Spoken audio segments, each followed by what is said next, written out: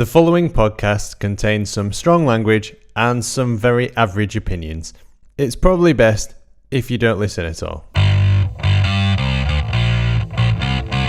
The Roaring Peacock Podcast.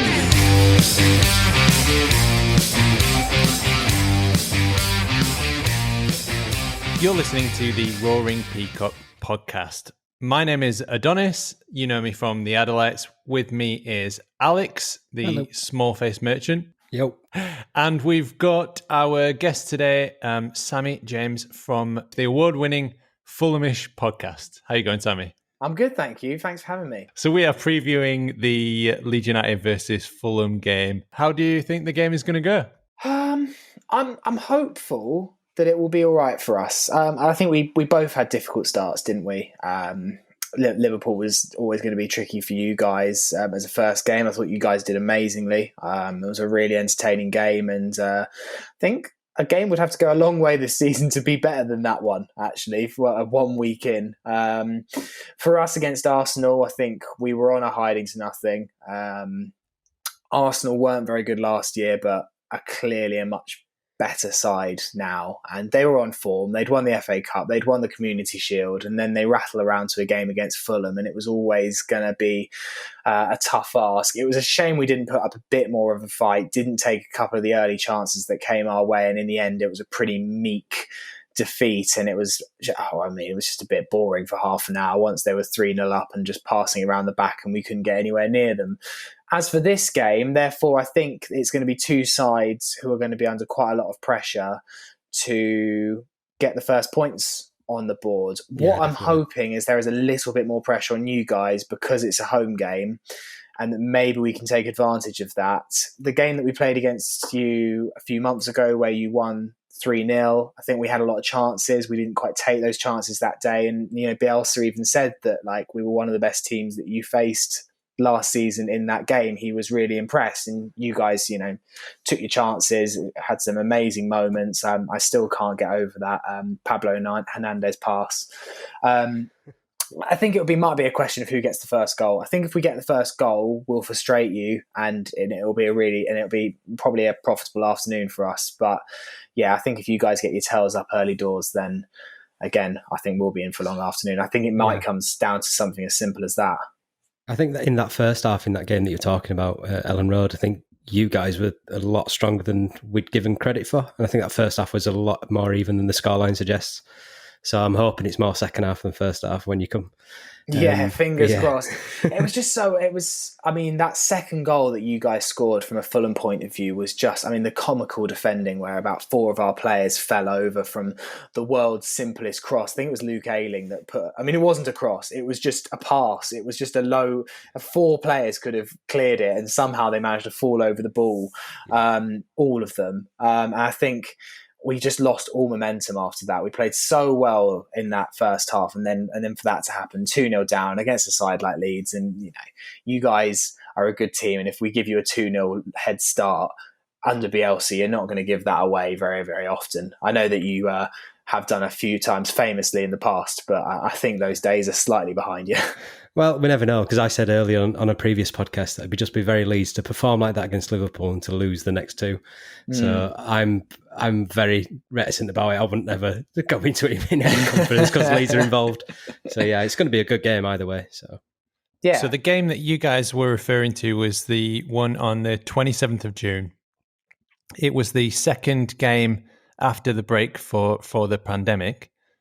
So from a Leeds perspective, we felt like quite cocky coming back after the break. We thought, because Bielsa sort of he dots every I and crosses every T, and we saw the players sort of working out all the way through lockdown, and we thought, we're going to be fitter than any other team, and we came out against Cardiff and lost. And I think that kind of burst the bubble, and for a lot of Leeds fans, it was like, oh no, here we go again. We're going to lose a massive lead and finish third, and then lose in the playoffs again.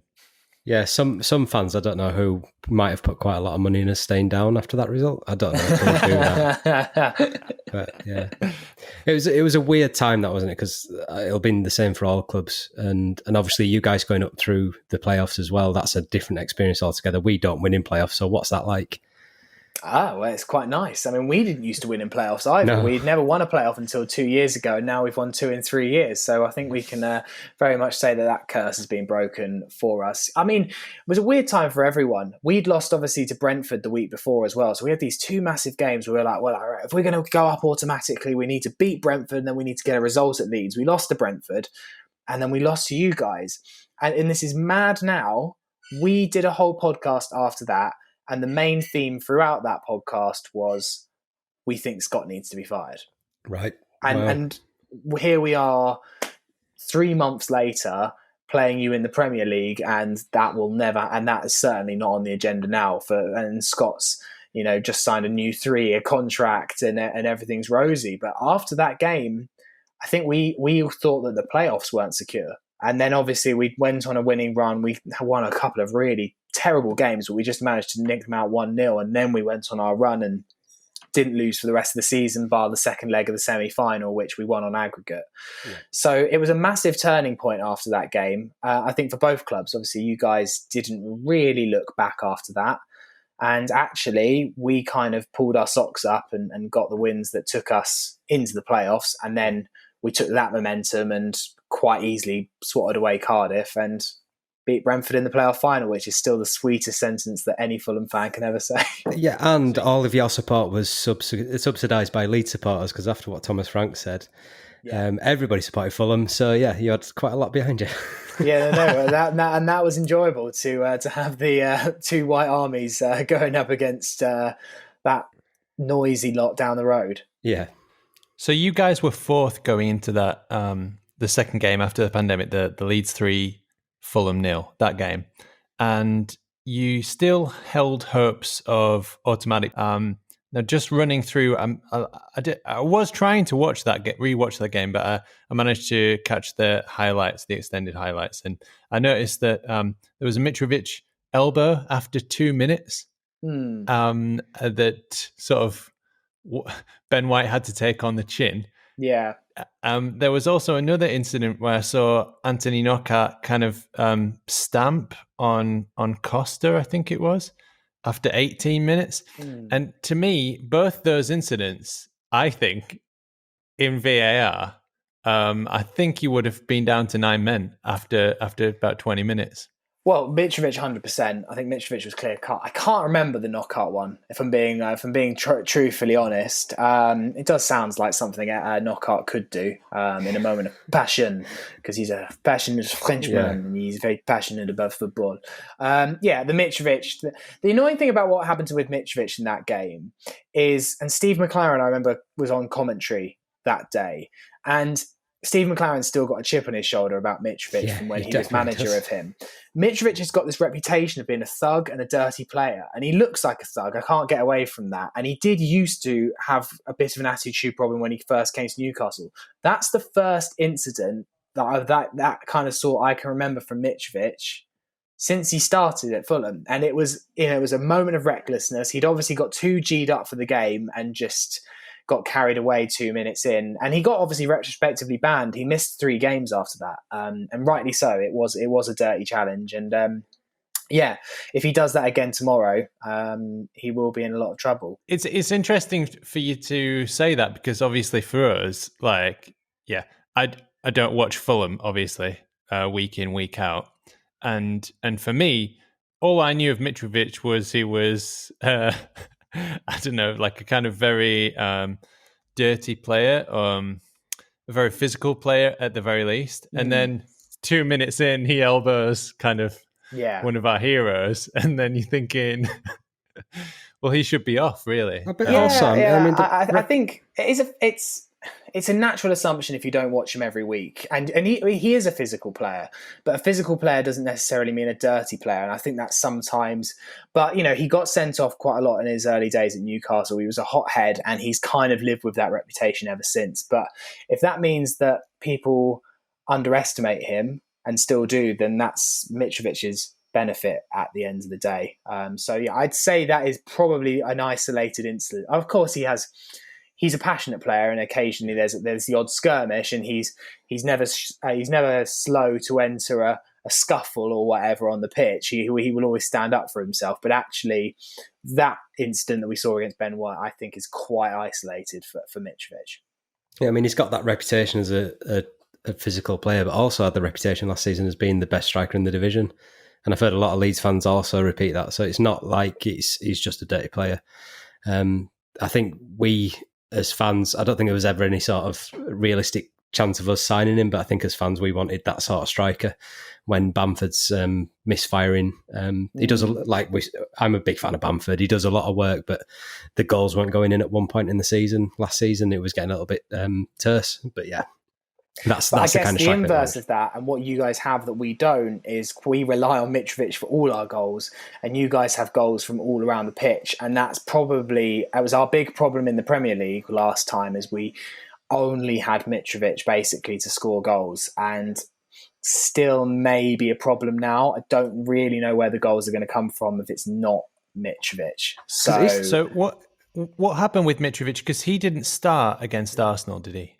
No, I think he'll start tomorrow. I can't be 100% sure, but he had a hamstring injury, hence why he didn't play in either of the playoff semi-finals, and he basically came on for 30 minutes of the playoff final and was walking around on one leg.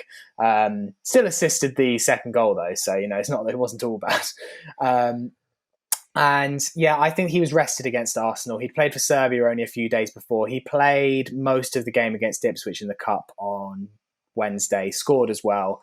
So I think he'll be playing against Leeds, at least for 60 minutes, 70 minutes, I would guess. Right. How did he go against Ipswich?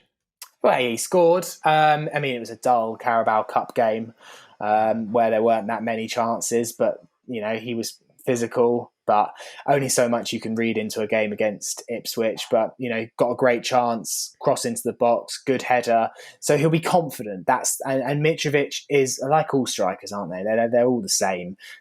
Scratch beneath the surface, they're confidence players, and get a goal, and it might result in another goal later in the week. And I think that's why it was quite important to win against Ipswich for us. It was it's the Carabao Cup, who cares? But it's important just to kind of, winning breeds confidence, and definitely that's the case with Fulham. See, we've got the opposite with that because of the result that we've had with Hull. Well, against Hull. I guess is it a bit negated because it was penalties, and penalties are a lottery? Yeah, the performance was terrible as well, though. But it was a full changed 11. So it's none of the starting that started against Liverpool. So yeah, we can kind of mitigate both sides. But I think, like you say about the confidence stuff, is that going to affect some of our players? I don't know. I think that kind of makes a little bit of a wobble going into Saturday. Yeah, our first shot on target was in the 89th minute. So yeah, it's good work, that. Right. It was a by all in all ways it was a poor performance. So what happened? Can you give me a bit of an idea, because you guys went up a couple of seasons ago and you spent, was it £120 million or something like that? Yeah. And you brought in maybe 13 new players or something like that. So can you tell me what the difference is? Because you've only brought in maybe 2 players this summer, is that right? A bit more. I think we've brought in about 4 or 5, but one of them was kind of someone that was on loan from last season. I think we've only brought in 2 permanent players and then a couple of loans here and there. So yeah, I think the difference is that this time we were much more equipped to go up to the Premier League. Before, we'd spent 4 years in the Championship, and whilst we had a good squad, it was built out of loanees, that playoff winning squad the time before, and we actually just couldn't get some of those loanees back. Matt Targett is the perfect example. He was our left back throughout the playoffs that season. He was brilliant. And Southampton, I think our chairman wasn't smart enough or didn't have the resources to put in a buy-in clause. And so then Southampton were like, oh, you want him, do you? Oh, well, that's 25 million. And we're thinking, shit. So this time we didn't need to sign quite so many players, and I think that's different. I mean, the whole 120 million thing, we did buy a couple of players that we shouldn't have. Jean-Michel Seri was not a good purchase for us. The rest, Alfie Mawson for 20 million, and was not a great purchase for us. But on the whole, we didn't sign, 30 million of that was Mitrovic, who is clearly a really, really good signing. 30 million of it was and Zambo Anguissa, who still plays for us, and I think will be a central cog for us this season. We made lots of mistakes. We changed too much of that playoff team, and that's what we're not doing this time. So the team that started against Arsenal, even though we've brought in quite a few new players, all were here last season, and 10 out of the 11 started the playoff final. What Scott is doing is he's saying to the existing lads, look, you got us here. Your place in the team is kind of there, but, we've brought in real quality, and if you don't deliver to a Premier League standard, you've got players waiting in the wings who can take your spot. And I think that's already starting to happen. TC didn't play very well on Saturday. He might not be playing, Tom Cairn, he might not be playing on Saturday against Leeds because Anguissa has come in, looked really good in the couple of games that he's played. And that is the way to do it. Slavisa started 6 new players in the first game that we played against Palace the first time we got promoted. And I think the disunity that caused in the squad was a massive impact on why we didn't perform well. I think the squad unity is much better this time. Squad unity doesn't keep you in the league, but it does stop you having an absolute disaster of a season. And it's why I don't think you guys or us, whilst I'm not necessarily 100% sure either of us will stay up, I don't think it'll be a disaster because both of our teams, they play for Bielsa and they play for Parker. I can't say the same necessarily for West Brom. I don't really know as much about them, but I think it's massively important that you've got the squad behind you. And I think Slav lost the dressing room very, very quickly that season that we went up. That's the one thing that's quite interesting with this is obviously it's for you, the Premier League is this massive new exciting thing. You haven't been there for so long, and in most of the time you've been down, we have been up here. And I think there's a bit of an apathy amongst Fulham fans for being in the Premier League. It's not mad exciting. It's obviously good. We need to be in the Premier League and we understand the importance of it. And I'm sure if Fulham spent as long in the EFL as you guys did, we would also be really, really excited to be back here. But we also saw the very ugly side of the Premier League the last time we were here. The ticket prices, the shit performances, the terrible defending from, and just the games where you turn up to week in, week out, knowing you're going to get hammered. You go see Man City at home and you're just sitting there waiting for Man City to score a goal and it takes 5 minutes and then, and it ekes out of you after a while. So I'm hoping we make a better fist of it and maybe our love of the Premier League is slightly reignited because I think there's just a bit of a feeling of meh amongst the fan base. The main reason we were happy to win the playoff final was because we beat Brentford. That honestly was the main motivation to win that game, was to stop them going up. Yeah, I can see that actually.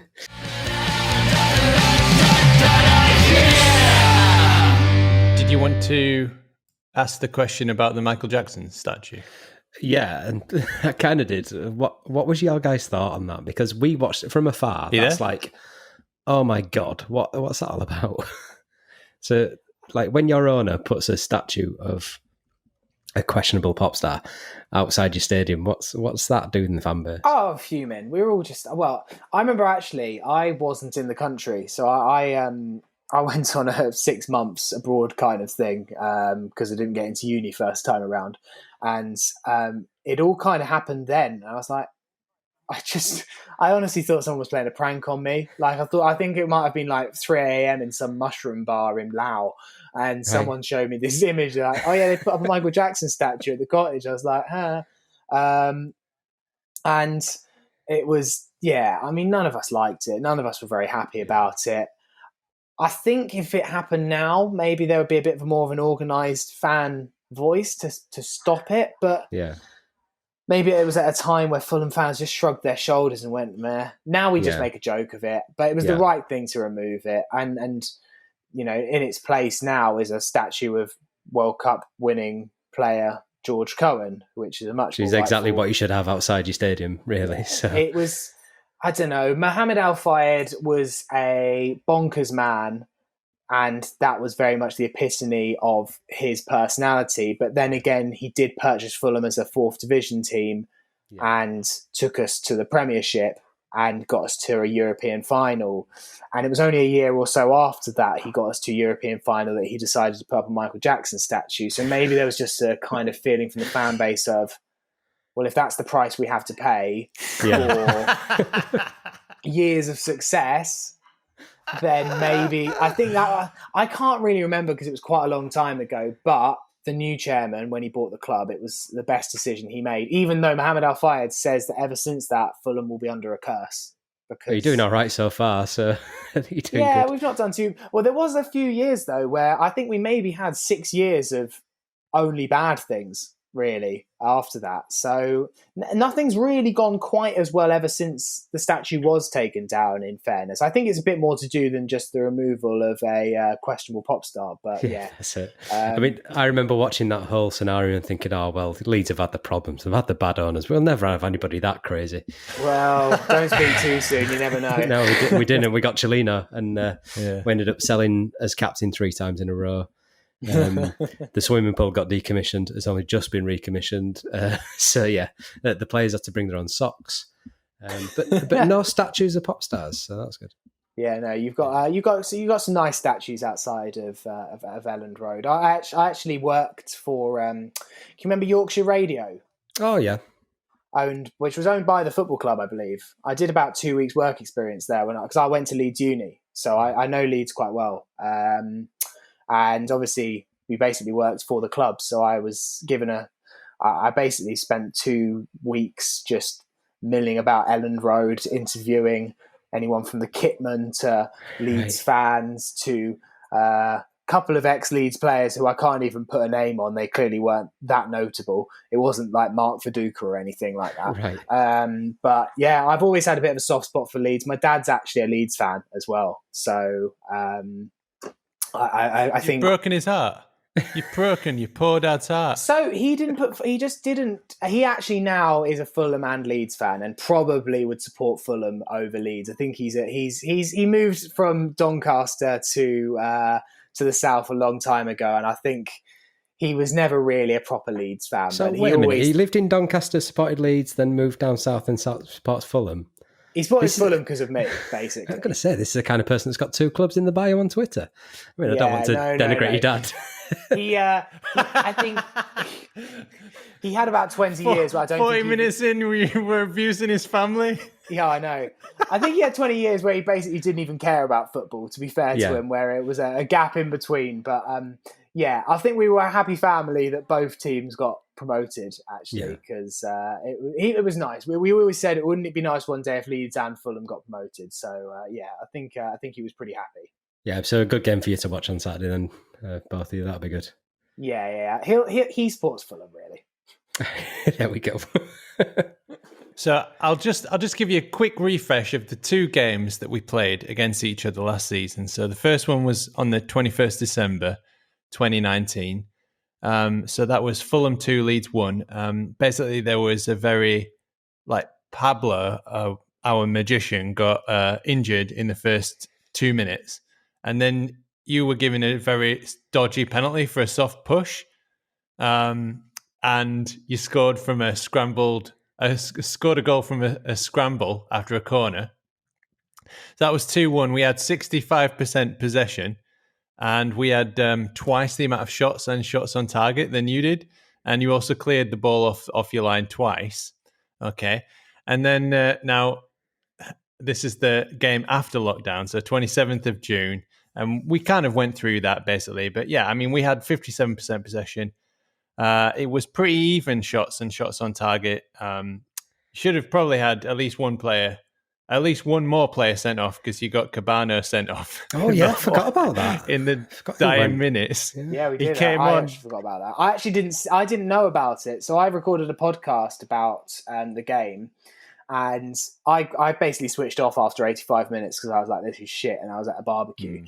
And I was about an hour before the podcast and I just thought, I better just double check the match report again. And I was like, what? When did Cabano got sent off? I had no idea for a good 24 hours. I don't know how many minutes he came on for, but he was a substitute and he came on. And I think he was only on the pitch about 7 minutes. It wasn't long. Yeah, no, it wasn't long. I've probably completely butchered that, but I can always get rid of it in the edit. At least make myself look good. That's it. You got the power of the edit. You can change it. It's like the most knowledgeable fountain of all knowledge. So with that and the two performances last weekend, so Liverpool 4, Leeds 3, and Fulham 0, Arsenal 3, and the Fulham expected lineup. So we're thinking 4-2-3-1 for you guys. Yeah. So Rodak, Odoi, Hector, Ream, Brian, Reed, Kearney, or Anguissa, Yeah. Cabano, Onuma, Cavallero, and Mitrovic. Yeah, that's pretty much the sum of it. I actually think our new right back, Kenny Tete, might start at right back instead of Dennis Odoi. I wouldn't be too surprised if that happened. I think it's more likely to be Reed and Anguissa, maybe Kearney in the 10 with Onuma dropping out as well. But it's hard to know. And I wouldn't be surprised as well to maybe see some rotation on the wing. Obviously, it was Cabano and Cavallero on Saturday against Arsenal, but Knockaert did a decent job on Wednesday of scaring all the seats at Portman Road with his 50 wayward shots. So Scott might have seen something in that performance, which means he warrants a start on Saturday. Kearney always has a good game against us, though. He always ups his performance against us, it seems. Yeah, Kearney's the most frustrating player as a Fulham fan. You know, on his day, he is a wonderful footballer, so gifted, but he just sometimes doesn't turn up, and he's so anonymous in some games. And I think he's quite easy to take out of a game if you want him to. He's really, really one-footed, which means he often slows the pace down quite a lot. He's a great player to have when you're 1-0 up, basically, because he's got amazing passing and he's brilliant at slowing the game down. But sometimes when you're trying to chase a game or trying to get a goal back, and then you've got Kearney taking 20 minutes to make a pass in the middle of the pitch, it can be quite frustrating after a while. And he's also, as captain material, he's not a natural leader, really. So sometimes you want him to galvanise the team and he just kind of shrugs his shoulders. Yeah, we've had some trouble with captains recently, so probably best not to go into that. Yeah. So armed with that knowledge now, the two most recent results, Fulham v Leeds, and the two most recent results of the teams from last weekend, I'm going to put you both on the spot, and we might make a running league table of this for predictions. Yeah. So Alex versus the opposition, essentially. No pressure. I wasn't informed of this, and I'm rubbish at this stuff. You're going to see my betting history. This is rubbish. I'm going to fail. And that's going to be so funny when you do. I should have probably asked you about that off air, but it's making the cut, baby. So I want a prediction, score prediction from both of you, and Sammy, from you, I'd like to know where you think Fulham will finish, where you think Leeds and Fulham will finish in the table this season. Gotcha. Who do you want to go first? The challenger, yeah. Let's say Alex is the reigning champion. Which it will be until I give a result, and then after that, I'm not. So, Sammy, you can go first this time if you don't mind. Cool. So, I think it might be 1-0 Fulham, and I don't know why. I've just got this sneaky, weird feeling that we might just get a goal and hold on, and frustrate you. I just this weird feeling, because I think the pressure's on Leeds, and I do think Fulham, if we had one good thing about us last season, was our ability to hold on to a lead. Like, the fact that you equalised against us in the game in December makes you a very small list of clubs that were actually able to do that to us. I think it was a record of something like we went in the lead 27, 28 times, and we only didn't pick up points in one game. Two games actually. Sorry, and they were both at the beginning of the season as well. So we had this amazing record. If we do go in front, we hold on. So I'd like to hope that maybe some revenge can be taken for what happened in June, and we might just pick up a scrappy, not that entertaining 1-0 win. And you got to be positive as well. It's the start of the season. If I can't be positive now, then when can I be? As for where the two teams will finish, I think you'll be fine. I don't think it will be quite as emphatic as some Leeds fans think, but I think you'll be 14th. I think you'll be safety with 3 weeks to go or something like that. I hope it's before that, please. At Fulham, I honestly think, if I'm being deadly honest, maybe 18th. I think we will just fall short. And I think we have been given the hardest hand in terms of promotion ever in the history of the Premier League. No, it was a hard one anyway with the short summer, but then the fact that we had 2 extra weeks to then win the playoffs, and you guys could probably have started planning for the Premier League a little bit for quite a while before you got promoted. We had no idea we were in the Premier League, and we were not favourites for that playoff final until a month before. So we've been given such a hard hand, and I think we might just fall short. But I think it'll be close, and I think we'll put up more of a fight than people think. Okay, cool. All right, Alex? Results-wise then, I think it's going to be 2-0 Leeds, but I don't think it's going to sound as positive as that. I think what it's going to be is we'll get a scrappy early goal. I think Fulham will absolutely batter us for 90 minutes, and I think we'll get a second goal in 90 plus 2. And I think the whole Leeds fan base will think that we're unbeatable and we'll be insufferable on Twitter for a week. I think that's what it'll be. Okay, classic. And seeing as though this is the first one, can you give a prediction of where Leeds will finish, as well as where you think Fulham will finish? We're talking out our head. I think Fulham will be safe. When I've thought, because the way I'm looking at it, and I've said this before on the pod, is that I want us to be at least the 4th worst team, and I'd be happy with that. And when I've been looking at the 3 teams that would be worse than us, I've not picked Fulham. West Ham have always been at the bottom, West Brom, and I think Brighton as well. But I think Brighton's a bit heart over head because of what they did over Ben White with us. They held us to ransom, so I want them to go down. But yeah, I think when you're saying 15th, 14th, I think it's going to be around that for both teams. I think that's where we're going to both be. Well, that'd be nice, wouldn't it? We can do this all again next season. Yeah, that's it. We'll meet up again. Fantastic. Well, at least for the following fixture. Yeah, absolutely. Away at Craven Cottage. Whenever that is. I don't even know. Neither. Too much going on.